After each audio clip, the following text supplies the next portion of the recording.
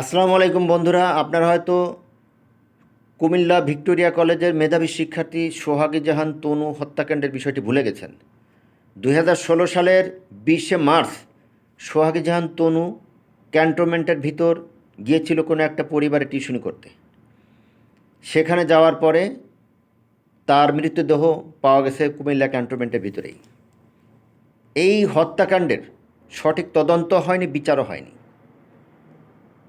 ইতিমধ্যে দেশের সরকার পরিবর্তনের পর মামলাটি জাগ্রত হয়েছে, সঠিক পুনঃতদন্ত হচ্ছে, বিচারের দিকে এগোচ্ছে। এই সময়ের ভিতরে ওই মামলার একজন আসামি, একজন সাবেক সেনা কর্মকর্তা, তাকে গ্রেপ্তার করা হয়েছে। দুজনের বিরুদ্ধে গ্রেপ্তারি পরোয়ানা জারি করা হয়েছে। কিন্তু সবচেয়ে দুঃখের বিষয় হচ্ছে এই মামলার মেডিকেল রিপোর্ট যিনি প্রদান করেছিলেন, যে ডাক্তার, উনি সুন্দরভাবে দেশ থেকে পালিয়ে চলে গেল। আমাদের দেশে এয়ারপোর্টে দায়িত্বরত এরা শুধু আছে, আমরা যারা প্রবাসী আছে আমাদের লাগেজ কাটা কোথার থেকে চুরি করবে এই ধান্দা নিয়ে ব্যস্ত আছে।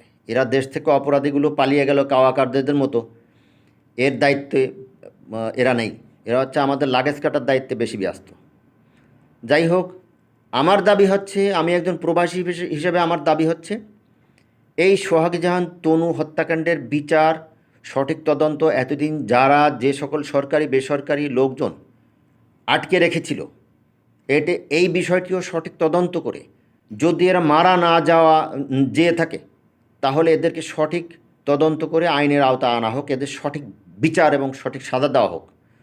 কারণ একটা সন্তান মারা গেল, তার পিতামাতা জীবিত, একটা পিতামাতা জীবিত অবস্থায় দেখতে পাচ্ছে আমার সন্তানকে মেরে ফেলা হয়েছে, তার বিচারও হচ্ছে না, সঠিক তদন্ত হচ্ছে না। এটা একটা জঘন্য এবং মারাত্মক ধরনের অপরাধ।